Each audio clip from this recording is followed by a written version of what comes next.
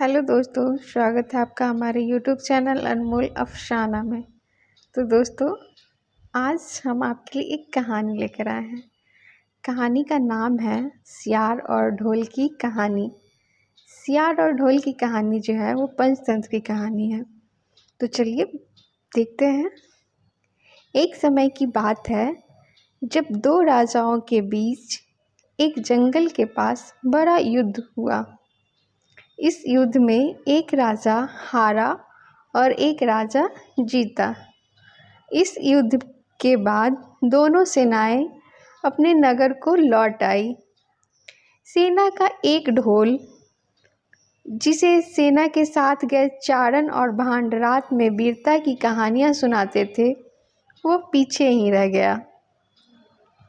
युद्ध के कुछ दिनों बाद वह ढोल हवा के झोंके से लुढ़कता लुढ़कता सूखे पेड़ के नीचे जाकर टिक गया। उस पेड़ की सूखी टहनियाँ ढोल से जब तेज हवा आती तो बार बार टकराती और ढोल से ढम डमाडम की आवाज़ बार बार सुनाई देती। उस जगह एक सियार हमेशा घूमता था। सियार ने उस ढोल की आवाज़ सुनी और डर गया।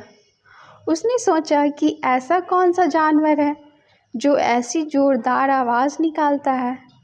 इसे तो पहले कभी नहीं देखा।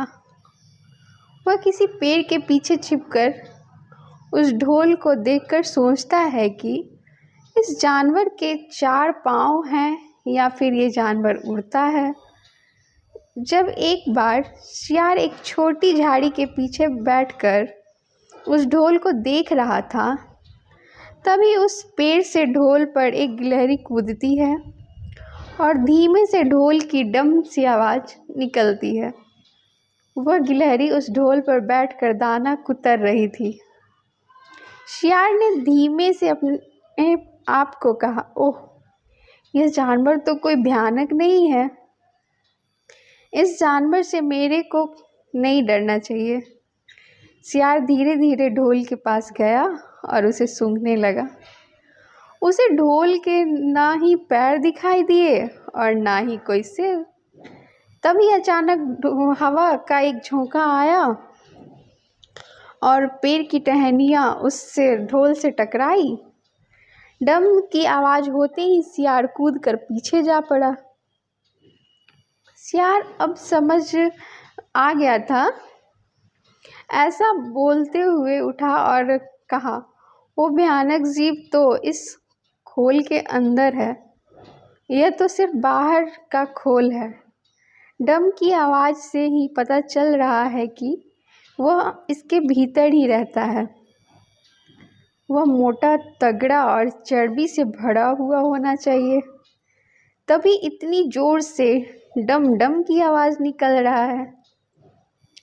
इसके बाद सियार अपनी मांद में गया और सियारी से बोला, ओ सियारी, आज एक मोटे ताजे शिकार का पता करके आया हूँ। तू दावत खाने के लिए तैयार हो जा। इतना सुनने के बाद सियारी ने पूछा कि तुम उसका शिकार करके क्यों नहीं लाए? सियार ने उस सियारी को जवाब दिया कि मैं तुम्हारी तरह मूर्ख नहीं हूँ। वह जानवर एक खोल के अंदर छुपकर बैठा है। वह खोल ऐसा है कि उसके दोनों तरफ सूखी चमड़ी के दरवाजे बने हुए हैं। यदि मैं एक तरफ से उसका शिकार करने की कोशिश करता तो वह दूसरी तरफ से भाग जाता। सियार और सियारी चांद निकलने के बाद उस ढोल की ओर चल दिए। ढोल से थोड़ी ही दूरी पर थे कि अचानक एक तेज हवा का झोंका आया और उस पेड़ की टहनियाँ ढोल के से टकराते ही डम डम की आवाज़ से गूंज उठी। सियार ने हल्के से सियारी के कान में कहा, तुम्हें अभी उसकी आवाज़ सुनाई दी? थोड़ा सा सोच के, यदि आवाज़ इतनी दमदार है तो खुद कितना मोटा ताजा होगा। दोनों ढोल के पास जाकर उसे सीधा करके ढोल की तरफ एक तरफ सियार और दूसरी तरफ सियारी बैठ गए और फिर दोनों ने उस चमड़ी को अपने दांतों से फाड़ना शुरू किया। जैसे ही चमड़ी फटने लगी तो सियार बोला कि सावधान रहना, हमें एक साथ ही दोनों तरफ हाथ डालकर शिकार को पकड़ना है। फिर दोनों ने एक साथ हाथ अंदर डाले और अंदर टटोलने लगे। ढोल के भीतर कुछ नहीं था, दोनों को सिर्फ खुद के हाथ ही पकड़ में आए। दोनों ने एक साथ चिल्लाया और कहा, यहाँ तो कोई नहीं है। फिर दोनों अपना सिर ही पीटते रह गए। यह कहानी थी सियार और ढोल की कहानी। तो आपको ये कहानी कैसी लगी, आप हमको ज़रूर बताइएगा। Thank you.